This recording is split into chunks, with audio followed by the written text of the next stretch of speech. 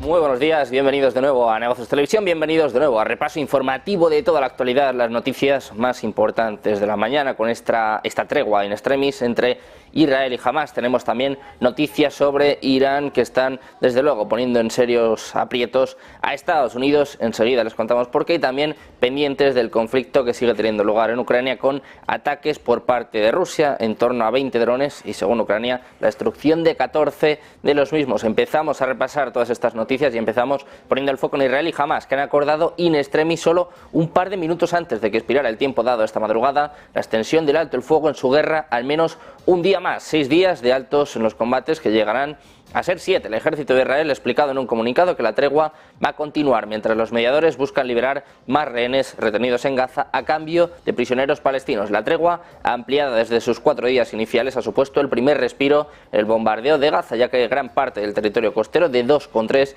millones de habitantes ha quedado reducido a terreno baldío en respuesta a un ataque mortal de militantes de Hamas en el sur de Israel el 7 de octubre. A lo largo de este miércoles conocíamos como un convoy de vehículos con 2 rehenes ruso-israelíes habían sido liberados por parte de Hamas y de hecho llegó a Israel. Mientras tanto se intensificaban los esfuerzos para extender este alto el fuego humanitario que permite llevar ayuda al enclave asediado.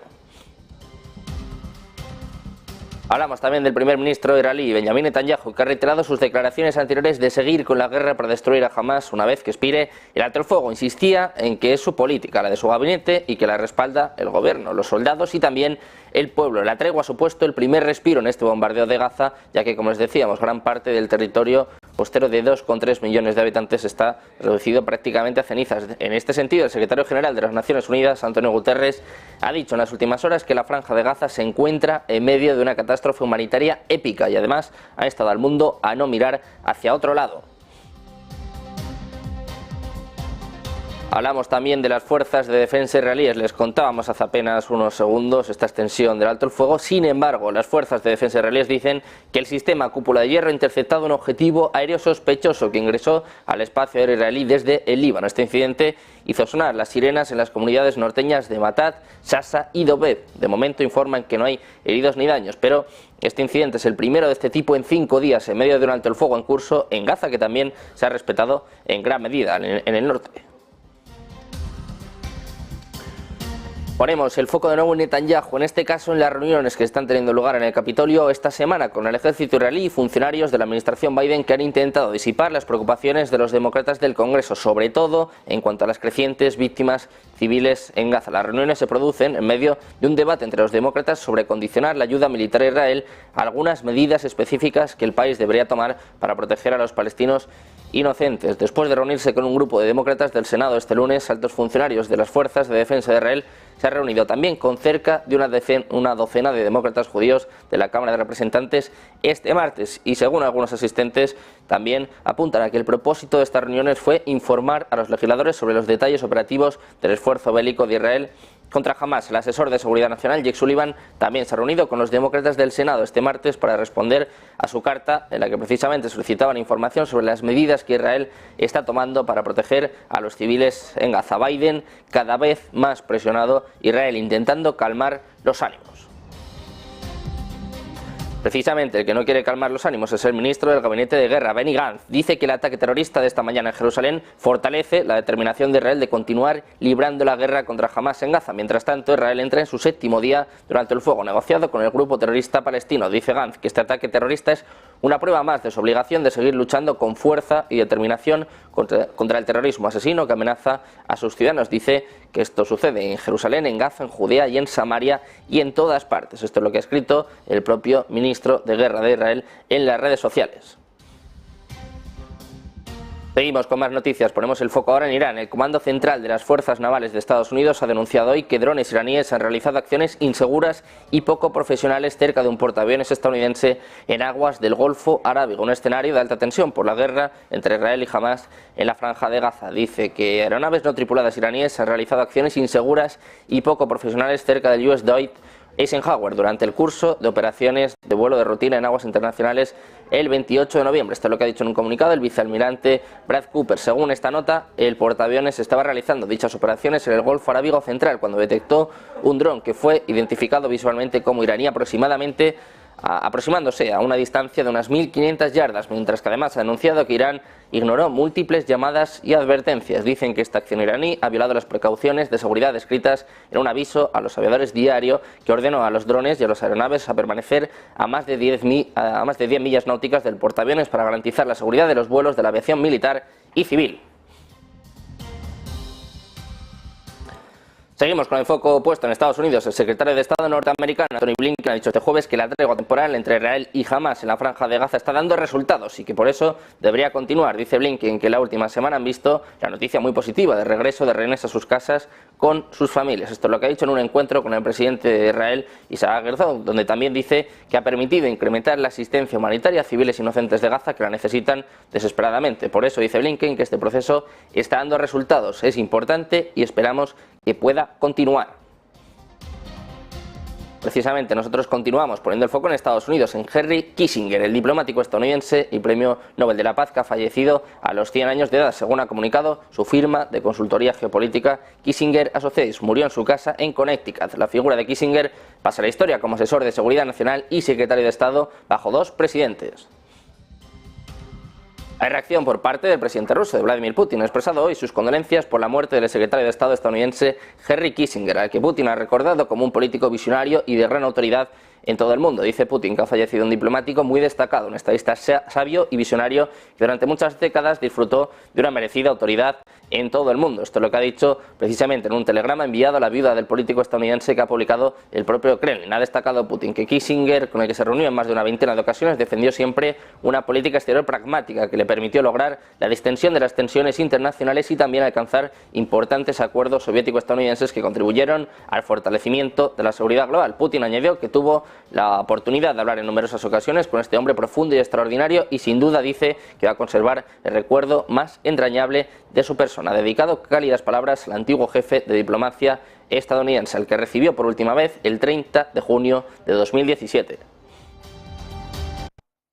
Ponemos el foco ahora en Siria. Atención, porque en medio de las incertidumbres y en un contexto de grandes tensiones geopolíticas se cuela una iniciativa que podría llevar ante el Tribunal de la Haya el uso de armas químicas. En concreto se trata de una propuesta para crear un nuevo tribunal para juzgar las atrocidades que sean causadas por el uso de agentes tóxicos. Según informa Reuters en exclusiva, una docena de grupos sirios de derechos humanos, expertos legales internacionales y otros han pasado silenciosamente 2 años sentando las bases para un nuevo tribunal basado en un tratado que podría llevar a juicio a presuntos usuarios de agentes tóxicos prohibidos en todo el mundo. Hasta el momento se han celebrado muchas reuniones diplomáticas y de expertos entre estados para discutir la propuesta, incluida la viabilidad política, legal y de financiación, según los datos consultados por la agencia. Diplomáticos de al menos 44 países de todos los continentes han participado en estas discusiones, algunas de ellas a nivel ministerial, según dijo Ibrahim Olavi, un abogado británico-sirio que va a ser una figura clave detrás de esta iniciativa. La propuesta del Tribunal Excepcional de Armas Químicas se lanzó el 30 de noviembre, un día en que se recuerda a las víctimas de ataques químicos en todo el mundo. El siguiente paso será que los estados acuerden la redacción de un tratado, y es que el uso de armas químicas está prohibido por los convenios de Ginebra que codificaron las leyes de la guerra. Esa prohibición fue reforzada por la Convención sobre las Armas Químicas de 1997, un tratado de no proliferación al que se unieron 193 estados. Hablamos ahora de Arabia Saudí, que se ha acercado a Irán con una oferta para impulsar la cooperación y también invertir en su economía afectada por las sanciones en el caso de que la República Islámica impida que sus representantes regionales conviertan la guerra entre Israel y Hamás en un conflicto más amplio. La propuesta se ha presentado directamente y a través de múltiples medios desde el ataque de Hamás a Israel el mes pasado y la consiguiente guerra en Gaza, según apuntan funcionarios árabes y occidentales. Hablando desde la sede de la ONU en Nueva York, el miércoles el ministro de Relaciones Exteriores saudí, el príncipe Faisal bin Farhan, pidió un alto el fuego permanente en Gaza y dijo que negar a los palestinos el derecho a su propio Estado dará como resultado una crisis continua en la región. Y volvemos a hablar de Rusia. El presidente ruso Vladimir Putin ha vuelto a criticar a Occidente durante un discurso en el que ha dicho que Rusia estaba a la vanguardia de la construcción de un orden mundial más justo, con el telón de fondo de la guerra de Ucrania que inició, pero que no mencionó. Putin dijo que en la sesión plenaria del Consejo Popular Mundial ruso el martes que están comprometidos en una lucha por la soberanía y la justicia que era de liberación nacional. Durante este discurso en vídeo que ha sido publicado en el sitio web del Kremlin, Putin elogió cómo el mundo ruso ha bloqueado el camino de aquellos que aspiraban a la dominación mundial y al excepcionalismo. Dice Putin que ahora están luchando no solo por la libertad de Rusia, sino por la libertad del mundo entero, describiendo la dictadura de una hegemonía que se está volviendo decrépita. Precisamente, el presidente ruso Vladimir Putin va a celebrar un programa de entrevistas a gran escala el próximo 14 de diciembre, reviviendo un evento anual que se saltó el año pasado en medio del conflicto con Ucrania. Esta conferencia de prensa va a combinar dos eventos que tradicionalmente han presentado preguntas de los medios y de los ciudadanos respectivamente, según ha confirmado el portavoz del Kremlin, Dmitry Peskov, y también según el servicio de noticias estatal TASS. Putin ha celebrado una conferencia maratónica anual de fin de año desde que regresó a la presidencia en 2012, pero la canceló el año pasado después de tener en cuenta este conflicto entre Rusia y Ucrania. El evento no va a tener límites de tiempo y, como de costumbre, va a ser largo, según añade Peskov. La última gran conferencia de prensa de este estilo de Putin fue en diciembre de 2021. Seguimos con el foco puesto en Rusia. Los servicios de inteligencia de Reino Unido han señalado este jueves que Rusia habría iniciado el despliegue en Ucrania de una nueva división de sus fuerzas aerotransportadas en el marco del conflicto con Ucrania que comenzó en febrero de 2022 y por orden del presidente ruso Vladimir Putin. Dice Reino Unido que las tropas aerotransportadas de Rusia han iniciado probablemente el despliegue de la recientemente creada 104 División de Guardia Aerotransportada. Esto han manifestado antes de subrayar que estos efectivos habrían sido enviados a la provincia de Gerson. Así han recordado que el ministro de Defensa ruso ya anunció en agosto planes para crear esta división, que había sido reducida en 1998 a una brigada, antes de apuntar que de esta forma ascienden a 5 las divisiones de las VDB en orden de batalla. Sin embargo, han destacado que es posible que estos efectivos estén mal entrenados y que no alcancen los estándares de élite que tuvieron las VDV en otra época, según un comunicado que ha publicado el Ministerio de Defensa británico, publicado en su cuenta en la red social X. Seguimos con el foco puesto en Rusia, que ha acusado a Bulgaria de malicia y estupidez este mismo jueves por negarse a permitir que el avión del ministro de Asuntos Exteriores, Sergei Lavrov, sobrevolara su espacio aéreo para asistir a una reunión en Skopje, en Macedonia del Norte. De hecho, Bulgaria no se ha negado a permitir que el avión de Lavrov volara a través de su espacio aéreo, pero sí que dijo que las personas bajo sanciones occidentales no deberían estar a bordo de este avión. Así, el avión oficial ruso se ha visto obligado a tomar una ruta más larga sobre Grecia para llevar a Lavrov a una reunión de ministros de Asuntos Exteriores de la Organización para la Seguridad y la Cooperación en Europa, que, como les decíamos, tenía lugar en Skopje. El portavoz del Kremlin, Dmitry Peskov, ha calificado la posición de Bulgaria de absurda y estúpida, y además la portavoz del Ministerio de Asuntos Exteriores, María Zaharova, ha dicho que está bajo sanciones de la Unión Europea y que su presencia a bordo del avión fue la razón dada por el Ministerio de Asuntos Exteriores de Bulgaria para negar el acceso a su espacio aéreo. Lavrov, que está también bajo sanciones de la Unión Europea, pero es ministro de Asuntos Exteriores y por ello su participación en foros de los que Rusia es miembro no está restringida. Hablamos ahora de Ucrania. La administración del presidente ucraniano Volodymyr Zelensky ha vuelto a salir al paso de las informaciones que aparecen en algunos medios sobre un supuesto conflicto entre el jefe del Estado y el de las Fuerzas Armadas de Ucrania, entre Valery Zaluzhny y el propio Zelensky. Dicen que no se corresponden para nada con la realidad. Esto es lo que ha declarado el asesor de la oficina presidencial ucraniana, Mikhailo Podolyak, a la publicación Liga.net, al ser preguntado por un artículo aparecido esta semana en The Economist, en el que apuntaban a una fuente gubernamental de Kiev que desgranaba las supuestas tensiones entre ambos. Dicen que las relaciones entre Zelensky y Zaluzhny se habrían deteriorado después de que el jefe del ejército publicara el 1 de noviembre un artículo en el que daba por amortizada la contraofensiva ucraniana y asumía que la guerra había entrado en una fase posicional que puede favorecer a Rusia. Pendientes de más últimas horas, de más actualidad, de todo lo que sucede y acontece en directo, una breve pausa y volvemos con toda la información aquí en No Voces Televisión.